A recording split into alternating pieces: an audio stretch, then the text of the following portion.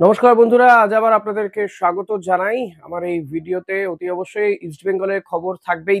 East বেঙ্গলের আজকে AFC challenge লিগের ফিরতি ম্যাচ অর্থাৎ অ্যাওয়ে ম্যাচ রয়েছে আরকাদাগের বিরুদ্ধে, সেই ম্যাচ নিয়ে আলোচনা করব। এবং ট্রান্সফার নিউজ নিয়ে কথাবার্তা চলছে বেশ কিছু প্লেয়ারের সঙ্গে। ট্রান্সফার নিউজে তো রয়েছে বেশ কিছু টিমের বেশ কিছু খবর আহ, দেবো কিনা ভাবছি। কেন এরকম বলছি সেটাও বলবো। কারণ আইএসএল এর ভবিষ্যৎ নিয়ে একটা প্রশ্ন উঠছে, সেটা নিয়ে আলোচনা করব আমার আজকের এই ভিডিওতে। তা অতি অবশ্যই বলবো যে যারা দেখছেন, যেখান থেকেই দেখছেন, অতি অবশ্যই ভিডিওটাকে লাইক করবেন, কমেন্ট করবেন, ডিসলাইক করতেই পারেন যদি আপনার মনে হয়। তো সাবস্ক্রাইব করে নেবেন যদি আপনি চ্যানেলে নতুন হন। আর অতি অবশ্যই বলবো যে বেল বাটনটা প্রেস করতে ভুলবেন না, কারণ যখনই আমি কোনো নতুন ভিডিও দেব নোটিফিকেশন পেয়ে যাবেন। অনেকেই বলেন যে নোটিফিকেশন পান না, তো সেটার জন্যই বলা। আর আপনি জয়েনও করতে পারেন। জয়েন মানে মেম্বারশিপ নিতে পারেন। মেম্বার হলে তাদের জন্য স্পেশাল কিছু অফার তো থাকেই। অফার মিনস ধরুন আপনি লাইভে স্পেশাল স্টিকার ইউজ করতে পারবেন। প্লাস হচ্ছে আপনার জন্য স্পেশাল কোনো ভিডিও থাকবে। অর্থাৎ একটা special treatment you will get. Plus আপনাদের বলবো আমার নতুন একটা স্পোর্টস রিলেটেড ফেসবুক পেজও আমি ওপেন করেছি, স্পোর্টস টক উইথ ঋষি। তো সেটাও আপনারা ফলো করতে পারেন। ইনস্টাগ্রামে আমাকে ফলো করতে পারেন, ঋষিকেশ ব্যানার্জি এই নামেই রয়েছি আমি ইনস্টাগ্রামে। তো অনেক কথা বলে ফেলেছি, চলুন আজকের ভিডিওটা শুরু করা যাক। আইএসএল নিয়ে একটা অনিশ্চয়তা দেখা দিচ্ছে। আগামী বছর আইএসএল হবে কিনা, হলেও কি ফরম্যাটে হবে, এই সমস্ত কিছু নিয়ে কিন্তু একটা প্রশ্নচিহ্ন দেখা দিয়েছে। কেন? কারণ এবছরই এফএসডিএল এর সঙ্গে আইএসএল কর্তৃপক্ষের যে চুক্তি, 15 বছরের চুক্তি ছিল, সেই চুক্তি শেষ হয়ে যাচ্ছে এবছরের জুন মাসে সম্ভবত। তো এতদিন পর্যন্ত আইএসএল এর সঙ্গে চুক্তি ছিল এবং প্রথম 4 বছর আইএসএল না হলেও কিন্তু এফএসডিএল বা রিলায়েন্স তারা কিন্তু এআইএফএফ কে 50 কোটি টাকা করে তারা দিয়ে গিয়েছে। তো এবার সেটা আর তারা দিতে চাইছে না। শুধু তারা দিতে চাইছে না, মানে আমি বলছি প্রথম 4 বছর তো এটা দিয়েছে, তারপরে প্রত্যেক বছরই দিয়ে গিয়েছে। আর তার সুফলে ভোগ করেছে এআইএফএফ এর একের পর এক কর্মকর্তারা। প্রচুর টাকা উড়িয়েছে, লক্ষ লক্ষ টাকা স্যালারি এক একজনের, অ্যাশো আরামে তারা রয়েছে। প্লাস হচ্ছে তারা এমন বেশ কিছু সিদ্ধান্ত নিয়েছে যেগুলো কিন্তু এই এফএসডিএল বা রিলায়েন্স কর্তাদের নজরে খুব একটা ভালো লাগেনি। কারণ ভারতীয় ফুটবলের উন্নতির জন্য যে টাকাটা দেওয়া বা যেই খরচাটা হওয়ার কথা ছিল সে সমস্ত কিছু তো হচ্ছেই না। বরং এই এআইএফএফ এর সঙ্গে এখন যারা জড়িত রয়েছেন তাদের মধ্যে বেশিরভাগ কর্তাই কিন্তু এই টাকা নিয়ে নয়-ছয় করেছেন। নিজেরা আরামে থেকেছেন, ফুর্তি করেছেন, প্রচুর টাকা স্যালারি নিচ্ছেন। তো এই সমস্ত কিছুতেই ক্ষুব্ধ এফএসডিএল বা রিলায়েন্স কর্তারা। পাশাপাশি যেটা মনে রাখার কথা, যেটা অত্যন্ত গুরুত্বপূর্ণ ব্যবসায়িক দিক থেকে, যে বছরের পর বছর আইএসএল অনুষ্ঠিত হচ্ছে বা অন্যান্য খেলাগুলো হচ্ছে, ভারতীয় ফুটবল টিমের আ এটাও কিন্তু সত্ত্বেও কিন্তু নেওয়া রয়েছে রিলায়েন্সের কাছে। তো সমস্ত কিছুই হচ্ছে, কোথাও কোনো লাভ নেই। লাভ ছাড়া একটা সংস্থা কি করে দিনের পর দিন চলতে পারে? প্রচুর টাকা ক্ষতি হচ্ছে তাদের। প্রচুর, অঙ্কটা প্রচুর। কোটি টাকা তাদের লস হচ্ছে। ভারতীয় ফুটবল টিমের উন্নতি হলে একটা কথা ছিল, সেটাও হচ্ছে না। পিছতে ১২৬ কি ১২৭ নম্বরে এই মুহূর্তে ভারতের র‍্যাংক। এবং এই র‍্যাংকে যে বিরাট কিছু উন্নতি হবে তেমন কোনো দিক নির্দেশও নেই। এই কারণেই বলছি, কারণ হচ্ছে সুনীল ছেত্রীর মতন প্লেয়ারকে অবসর ভাঙিয়ে আবারও তাকে ফেরত নিয়ে আসা হচ্ছে। পেছনের দিকে হাঁটা হচ্ছে। কোনো নতুন কোনো ফুটবলারকে, প্রতিভাকে সুযোগ দেওয়ার পরিবর্তে এভাবে অবসর ভাঙিয়ে একজন ফুটবলারকে নিয়ে আসা, এটা কিন্তু ভারতীয় ফুটবলের যে কঙ্কালসারটা সেটা দেখিয়ে দেওয়া হয়েছে। এই সমস্ত কিছু কিন্তু ভারতীয় ফুটবল এআইএফএফ এর জন্য নেগেটিভ মার্কিং হয়েছে। সে কারণেই এফএসডিএল কর্তারা বা রিলায়েন্স কর্তারা ক্ষুব্ধ এবং দিনের পর দিন এই ১৫ বছর ধরে আইএসএল চালিয়ে বা অন্যান্য league, super cup, I league এই সমস্তগুলো চালিয়ে কোথাও কোনো লাভই হয়নি। সে কারণেই এবার এই রিসেন্টলি বৈঠক হয়েছে এআইএফএফ এর সঙ্গে এফএসডিএল এর। শুক্রবার নাগাদ বৈঠক হয়েছিল, গত শুক্রবার নাগাদ। তো এই বৈঠকে কিন্তু একটা প্রস্তাব দেওয়া হয়েছে এফএসডিএল এর পক্ষ থেকে এআইএফএফ কে, যে চুক্তি হয়তো থাকবে কিন্তু সেই চুক্তি পরিমাণ, যে পরিমাণ অঙ্ক বা টাকার অঙ্ক তারা এতদিন পর্যন্ত এআইএফএফ কে দিতেন প্রায় 50 কোটি টাকা, সেটা আর তারা দেবেন না মাসে মাসে। এবং পাশাপাশি এই সন্তোষ ট্রফি সহ অন্যান্য যে সমস্ত কিছু খেলা রয়েছে শুধুমাত্র ভারতীয় দল এবং আইএসএল তারা অনুষ্ঠিত করবে, বাকিগুলো সবই এআইএফএফ কে ছেড়ে দেবে। এআইএফএফ তার থেকে সেটা যদি অন্য কাউকে দিয়ে দিতে পারে অ্যাড চালিয়ে, মানে বিজ্ঞাপন বাবদ সমস্ত কিছু থেকে তারা লভ্যাংশ নিতে পারে, এফএসডিএল এর কোনো আপত্তি নেই। পরিবর্তে এফএসডিএল এই আইএসএল বা এই ভারতীয় ফুটবল টিমের এই সমস্ত বিষয়গুলোকে দেখে যদি ম্যাচ হবে, তার যে বিজ্ঞাপন সত্ত্বে এই সমস্ত কিছু বিষয়ের উপর যে ডিপেন্ড করে রয়েছে, সেখান থেকে যদি লাভ হয় তাহলে তার 14% দেবে এআইএফএফ কে। আর যদি লাভ না হয় তো গোটাটাই ঘুষ, কিচ্ছু নয়, লবডঙ্কা। তো এই এআইএফএফ তো খুব ভালো করে জানে যে ভারতীয় ফুটবল বিক্রি করে বা বেচে, ফুটবল বিভিন্ন খেলাগুলো বেচে কি লাভ তাদের হচ্ছে। লাভ যে কিছুই হচ্ছে না সেটা তারা জানে। ফলে তো তারা এখন উদ্বেগে পড়ে গেছে, উৎকণ্ঠায় পড়ে গেছে যে তাহলে ভারতীয় ফুটবল চলবে কি করে, টাকাটা আসবে কি করে। এতদিন তাদের এটা ভাবা উচিত ছিল যে এত এত টাকা পেয়েও তারা সেই টাকার সদ্ব্যবহার করতে পারেনি, বরং তারা এই কয়েকজন কর্মকর্তা এই টাকাগুলো নিয়ে ফুর্তি ফার্তা করেছে, প্রচুর প্রচুর টাকা স্যালারি নিয়েছে। কিন্তু ভারতীয় ফুটবলের জন্য যেটা উন্নতি করা উচিত ছিল সেটা হয়নি সো ফার, এখনো তো হয়নি। আইএসএল এর এতগুলো বছর ধরে আইএসএল চলছে, প্রায় 10-11 বছর ধরে আইএসএল চলছে। ফলে তো এই ট্রান্সফার নিউজ নিয়ে কি খবর দেবো বলুন? অনেকগুলো টুকরো টুকরো খবর পাওয়া যাচ্ছে, যেগুলো নিয়ে হয়তো ক্লাব কর্তারা ইতিমধ্যে কয়েকজনের সঙ্গে কথাবার্তা হচ্ছে বিভিন্ন ক্লাবেরই। তো আগামী বছর আইএসএল হবে কিনা সেটাই তো একটা বড় প্রশ্নের মুখে। হলেও কি ফরম্যাটে হবে? এমন কয়েকজন বিদেশি ফুটবলারের সাথে কথাবার্তা চলছে ইস্ট বেঙ্গলের, কিংবা দেশীয় ফুটবলার যেমন অভিষেক মেইতেই বোধহয় ছেলেটির নাম, যাকে ইতিমধ্যে যে ভারতীয় দলেও চান্স পেল, একজনের চোট লেগে যাওয়াতে তাকে ডাকা হয়েছে। তো আমি এই খবরগুলো পরবর্তীতে আরেকটু পাকলে দেবো, এক্ষুনি দিতে চাইছি না। কারণ আরেকটু জানতে চাইছি যে আইএসএল এর ঠিক ভবিষ্যৎটা ঠিক কি হয়? আদৌ আইএসএল হবে কি হবে না?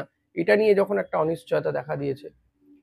তো এআইএফএফ কিন্তু প্রমাদ গুনতে শুরু করেছে কল্যাণ চৌবেরা, যে কি হবে কি হবে, তাদের একটা উদ্বেগ উৎকণ্ঠার মধ্যে দিন কাটাচ্ছে এফএসডিএল এর এই প্রস্তাবে পড়ে। এখন দেখা যাক যে নিঃসন্দেহে আরো বেশ কিছু হয়তো বৈঠক আলাপ আলোচনা হবে, তারপর গোটা বিষয়টি পরিষ্কার হবে যে এক্স্যাক্টলি কি দাঁড়াচ্ছে, আইএসএল হচ্ছে কি হচ্ছে না, হলেও কি ফরম্যাটে হবে, এবং সত্যি এএফএফ কোনো টাকা পাবে কি পাবে না, এই সমস্ত কিছু ডিপেন্ড করছে, but it's too early to say.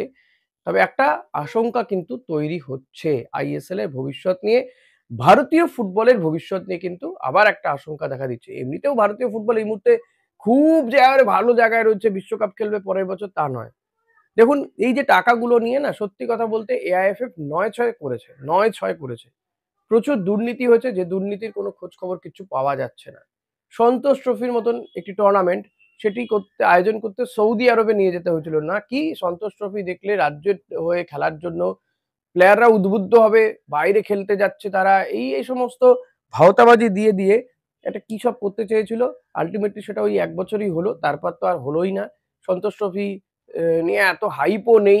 মানুষ হয়তো দেখে রাজ্যবাড়ি দলগুলোর কি পরিস্থিতি সেটা হয়তো দেখে কেউ কেউ, বাট সেটা নিয়ে এত বড় হাইপ তৈরি করার চেষ্টা হয়েছিল, সেটা ১ বছর কেন, আরো ভালো করে করা হতো, করা যেতে পারতো। কোনো ভালো চ্যানেলে দেখানো হতে পারতো প্রত্যেক বছরই, এবং এটা নিয়ে তো প্রস্তুতিই থাকে না। তো এইগুলো কিন্তু এফএসডিএল আর মেনে নেবে না। এফএসডিএল এর এগুলো খুবই খারাপ লেগেছে। তারা মনে করছে যে এইভাবে চলতে পারে না একটা ফুটবল সংস্থা। একটা দেশের ফুটবল সংস্থা এভাবে চলতে পারে না। এবার আসা যাক ইস্ট বেঙ্গলের খবরের দিকে। ইস্ট বেঙ্গল আজকে এএফসি চ্যালেঞ্জ লিগের আ 2nd লেগের ম্যাচ খেলতে নামছে। কোয়ার্টার ফাইনালে তাদের 2nd লেগের ম্যাচ আরকাদাকের বিরুদ্ধে। আরকাদাকে ঘরে মাটিতে খেলবে। যদিও ইস্ট বেঙ্গল বেশ কিছুদিন আগেই পৌঁছে গিয়েছে। প্রাথমিকভাবে তাদের সঙ্গে যে ট্রিটমেন্ট করা হয়েছিল সেটা খুবই আ হতাশাজনক ট্রিটমেন্ট। চরম খারাপ ব্যবহার তারা করেছিল। শেষমেশ কিছুটা অন্তত বরফ গলেছে, এবং এএফসি টেক ওভার করার পরে পাশাপাশি আ এই যেই হোটেলে ইস্টবেঙ্গল উঠেছে সেই হোটেলের যারা রয়েছেন কর্মীরা বা অন্যান্য যারা রয়েছেন তারা শাহরুখ খানের ফ্যান, শাহরুখ খানকে সম্মান জানিয়েছে ইস্টবেঙ্গল ক্লাব কর্তারা, তাকে আজীবন সদস্যপদ দিয়েছে। এই সমস্ত বিষয়গুলো জানতে পেরে তারা একটু ইস্টবেঙ্গলের প্রতি তাদের যে মনোভাব, সেই মনোভাবের পরিবর্তন তারা ঘটিয়েছেন এবং ইস্টবেঙ্গল দুদিন প্র্যাকটিস করেছে। যদিও প্রথম দিনে যে মাঠে তাদেরকে প্র্যাকটিস করতে দেওয়া হয়েছিল সেটা একেবারে খাটাল বললে কম বলা হয়। সেকেন্ড দিন গতকাল তারা ভালো মাঠে প্র্যাকটিস করেছে। টিম মোটামুটি প্রস্তুত। অস্কার বলছেন তারা জেতার জন্য মরিয়া হয়ে রয়েছেন। সমস্ত প্রতিকূলতাকে কাটিয়ে তারা ম্যাচ জিততে চান এবং সেমিফাইনালে যেতে চান। ইস্টবেঙ্গলকে কিন্তু সেমিফাইনালে জিততে গেলে পরিষ্কার হিসেব আরকাদাক এফকে কে বা আরকাদাক এফসি কে তাদেরকে কিন্তু ২ গোলের ব্যবধানে হারাতে হবে। অর্থাৎ হয় ২-০ হতে হবে বা ৩-১। আর যদি দেখা যায় যে আ ইস্টবেঙ্গলও ১ গোলে জিতলো তাহলে কিন্তু টাই ব্রেকার হবে। কারণ এই যে ম্যাচটা, এই ম্যাচটা কিন্তু ৯০ মিনিটের নয়, ১৮০ মিনিটের। ৯০ মিনিট খেলা অতিক্রান্ত হয়ে গিয়েছে, যেটা অ্যাওয়ে ম্যাচ খেলে গিয়েছে আরকাদাক, অর্থাৎ ইস্টবেঙ্গলের যেটা হোম ম্যাচ ছিল। এখন ৯০ মিনিট বাকি রয়েছে খেলার, যেটা আরকাদাকে হবে। আজকেই সেটা হবে, বিকেল ৪ টের সময় হবে। অনেকেই জিজ্ঞেস করছিলেন, "দাদা খেলাটা কখন হবে? কোথায় দেখা যাবে?" তো তাদের জন্য জানিয়ে দিই যে খেলাটা হবে বিকেল ৪ টের সময়, ভারতীয় সময় বিকেল ৪ টে থেকে ম্যাচটা দেখা যাবে। ফ্যান কোডে আপনারা দেখতে পারবেন। আ ফ্যান কোডে আপনাদেরকে কিন্তু যেটা করতে হবে, বিনা পয়সায় দেখতে তো পারবেন না। সেখানে আপনাকে ৳১৯ দিয়ে ওই একটা রিচার্জের মতন দিয়ে আপনাকে কিন্তু আ এই ম্যাচটা আপনারা দেখতে পারবেন। আরেকটা বিষয় আপনাদের জানিয়ে রাখবো যে এই ম্যাচটা দেখানো আমার পক্ষে সম্ভব নয়। তবে ম্যাচটার স্কোর যাতে আপনারা দেখতে পারেন, জানতে পারেন এবং যদি কমেন্ট্রি আপনাদের সামনে আমি নিয়ে আসতে পারি, তো সেটা আপ্রাণ চেষ্টা করব যে আপনাদের সামনে কিছু একটা অন্তত লাইভ আ দেওয়ার। অন্তত স্কোরটাও যদি লাইভ দিতে পারি, তো সেটা আমার খুব ভালো লাগবে। আপনাদের জন্য সেটা রিপ্রেজেন্ট করতে পারবো। ও এবং ফ্যান কোড অন্য কোথাও কোনো ফ্রিতে খেলা দেখা যাবে কিনা এমন কোনো লিঙ্ক প্লিজ আমার কাছে কেউ চাইবেন না, আমি দিতে পারবো না। কারণ এই মানে আনএথিক্যাল কাজগুলো আমার পক্ষে করা সম্ভব নয়। যদি করা যেত তো আমি নিঃসন্দেহে করতাম। কারণ এএফসি মনে রাখুন এএফসি চ্যালেঞ্জ লিগের আ যে গ্রুপ লিগের ম্যাচগুলো হয়েছিল সেটা কিন্তু আমি সম্প্রচার করেছিলাম। লাইভ সম্প্রচার করেছিলাম। হয়তো পুরো ম্যাচ নয়, কিছু অংশ সম্প্রচার করতে পেরেছিলাম। সেটা ব্যবস্থা করা গিয়েছিল কিন্তু এটা এখন করা যাচ্ছে না। তো সেই কারণেই বলব এবং এরপরে যেটা আসে যে ইস্টবেঙ্গল টিমটা আজকে ঠিক কি হবে? কারণ আনোয়ার আলী নেই। আনোয়ার ছাড়া ডিফেন্স এটা কিন্তু খুব কঠিন একটা জায়গা। তো আনোয়ার আলী ছাড়া তার জায়গা কে নেবে? সেন্টার ব্যাকে কে খেলবে? সেন্টার ব্যাকে আমার যদ্দূর মনে হচ্ছে এক্ষেত্রে হেক্টর ইউএসদের সঙ্গে লালচুং নুঙ্গাকেই খেলানো হবে সেন্টার ব্যাকে। রাইট ব্যাকে রাকিব, লেফট ব্যাকে হয়তো জিকসনকে খেলানো হতে পারে বা নিশু কুমারকে খেলানো হতে পারে। লেফট ব্যাকে হয় জিকসন বা নিশু কুমারকে খেলানো হতে পারে। সেন্টার ব্যাকে বললামই, এই গেল ৪ জন। গোলে তো প্রফসু খান গিল, ৪-১ এ ৫ জন। মাঝ মাঠে আ ২ জন সৌভিক চক্রবর্তী, সাউল ক্রেসপো। দুটো উইং এ রিচার্ড স্যালিস এবং নাওরে মহেশ। এখানেও গেল ৪ জন। ৫-৪ এ ৯ জন হয়ে গেল। ২ জন জেনুইন স্ট্রাইকার থাকবেন ফরওয়ার্ডে। ফ্রন্টে ২ জন মেসি বাউলি এবং দিয়ামান্তাকোস। হ্যাঁ, আপনাদের জানি আমি আপত্তি আছে দিয়ামান্তাকোসকে নিয়ে। আ ব্যক্তিগতভাবে আপত্তি থাকতেই পারে। বাট অস্কার বুজো মনে করছেন যে দিয়ামান্তাকোস এমন মানের প্লেয়ার যেকোনো দিন তিনি জ্বলে উঠতে পারেন। তো এই জ্বলে ওঠার ভরসাতেই তাকে রেখে দেওয়া হচ্ছে টিমে। কবে তিনি জ্বলে উঠবেন নো ওয়ান নোস। তবে হ্যাঁ, এটা মনে রাখতে হবে যে এএফসি চ্যালেঞ্জ লিগে কিন্তু দিয়ামান্তাকোসের ৪-৪ টে গোল রয়েছে। তো তাকে ভরসা করা যায়। উপায় নেই। কিচ্ছু করার নেই। ভরসা করতে হবে ভাই। হয়তো সেকেন্ড হাফে ডেভিডকে নিয়ে আসা হতে পারে। তবে ইস্ট বেঙ্গলের যে রণকৌশল সেটা হচ্ছে মুহুর্মুহু অ্যাটাক করা। মুহুর্মুহু অ্যাটাক করা। যাতে এই আরকাদাক তারা অ্যাটাকেই না উঠতে পারে। তারা যাতে বুঝতে না পারে যে তারা অ্যাটাক করবে নাকি ডিফেন্স করবে। অস্কার বুজো কিন্তু সেটাই বলেছেন যে মুহুর্মুহু অ্যাটাক করা। সে কারণেই কিন্তু আমার মনে হয় যে মাঝমাঠের দখল নেওয়াটা খুবই গুরুত্বপূর্ণ। এটা ধরেই নিতে হবে যে আরকাদাগও কিন্তু এই রণকৌশলটা বুঝতে পারবে। তারা ইতিমধ্যে একটা জায়গায় দেখছিলাম যে তারা নাকি গুপ্তচর পাঠিয়েছে ইস্ট বেঙ্গলের প্র্যাকটিস দেখার জন্য। এটা সবাই করে থাকে, করে থাকতেই পারে। তো তারা যদি ইস্ট বেঙ্গলের রণকৌশল বুঝে যায় তারাও কিন্তু ১ম দিক থেকে ডিফেন্সই করবে এবং মাঝমাঠটা যাতে ইস্ট বেঙ্গল দখল না নিতে পারে সেটা করবে। কারণ টেকনিক্যালি আরকাদাক কিন্তু সাউন্ড। এমনটা ভেবে নেওয়ার কোনো কারণ নেই যে তাদের বিদেশি নেই বলে টিমটা দুর্বল। তবে হ্যাঁ, টিমটাকে হারানো যায়। এমন নয় যে হারানো যাবে না। বিরাট কিছু একেবারে এমনটা নয়। বিরাট কিছু ফারাকও নেই টিমটার সাথে। হয়তো একটু মানে বডি কনট্যাক্ট গেম যেহেতু ফুটবল, সেদিক থেকে তারা তুর্কমেনিস্তানের প্লেয়ার ভারতীয়দের হয়তো শারীরিক সক্ষমতার দিক থেকে হয়তো কিছুটা পিছিয়ে থাকছে। কিন্তু আমাদের তো ৫-৬ জন বিদেশী রয়েছে। তো সেই জায়গাটায় আমি বলব যে ম্যাচটা উপভোগ্য হোক এবং ইস্টবেঙ্গল ম্যাচটা ২-০ গোলে বা ৩-১ গোলে জিতে বাড়ি ফিরুক। আ সেমিফাইনালে যাওয়ার প্রস্তুতি নিক। এটা তো চাইবই এবং সেটা করতে গেলে যা করতে হবে সেটা অস্কার বুজো এবং তার ছেলেদেরকে করতে হবে। দেখুন অস্কার বুজো রণকৌশল সাজাতেই পারে।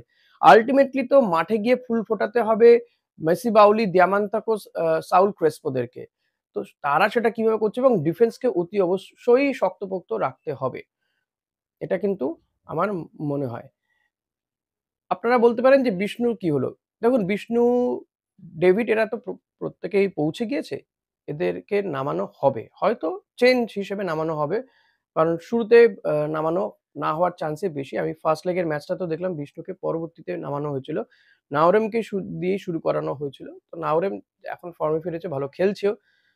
তো এরকম আ পরিবর্তন হতে পারে। গগনে, গগনে বল খেলে কোনো লাভ হবে না। বল গোলে রাখতে হবে এবং বক্সের কাছে আরো বেশি অ্যাটাক বাড়াতে হবে ইস্ট বেঙ্গলকে। তাহলেই কিন্তু সাফল্য আসতে পারে বলে এটা আমার ব্যক্তিগত মত। আমি ফুটবল যে বিরাট কিছু বুঝি, বিরাট লেভেলে খেলেছি এমনটা নয়। এটা ব্যক্তিগত মত। কারণ আরকাদাকে প্লেয়াররা কিন্তু সবারই বেশ ভালো হাইট। তাই গগনে, গগনে বল রেখে কোনো লাভ নেই। বল মাটিতে রাখতে হবে এবং আরো অ্যাটাক করতে হবে। ফার্স্ট লেগের ম্যাচে আমরা দেখছিলাম প্রচুর অ্যাটাক হয়েছে, গোল হয়নি। গোল কিন্তু তুলতে হবে আল্টিমেটলি, সেটাই মূল লক্ষ্য। তো আশা করব ইস্টবেঙ্গল এই ম্যাচটা জিতেই বাড়ি ফিরবে। আপনাদের কি মনে হচ্ছে? এই ম্যাচের কি হতে পারে স্কোর লাইন? অতি অবশ্যই প্রেডিক্ট করুন। গতকালও একটা ভিডিওতে প্রেডিক্ট করেছেন। প্রত্যেকেই মানে এই দুটো ভিডিওতেই যারা কমেন্ট করছেন বা করবেন, তাদের দেখেই কিন্তু আমি যাদের আ প্রেডিকশন মিলে যাবে তাদের নাম পরবর্তী ভিডিওতে জানাবো অতি অবশ্যই। এবং আবারও আপনাদের বলে দিই এই ম্যাচটা আপনারা বিকেল ৪ঃ০০ থেকে ভারতীয় সময় বিকেল ৪ঃ০০ থেকে দেখতে পারবেন। ফ্যান কোডে আপনারা দেখতে পারবেন। আপনাদের বলব দয়া করে ভিডিওটা ভালো লাগলে লাইক করুন, কমেন্ট করুন, প্রেডিকশন তো করবেনই, শেয়ার করবেন বন্ধুদের সঙ্গে। চ্যানেলে নতুন হলে সাবস্ক্রাইব করতে ভুলবেন না। আর জয়েন করতে পারেন আপনি প্লাস বেল বাটনটা অতি অবশ্যই প্রেস করবেন। Thank you.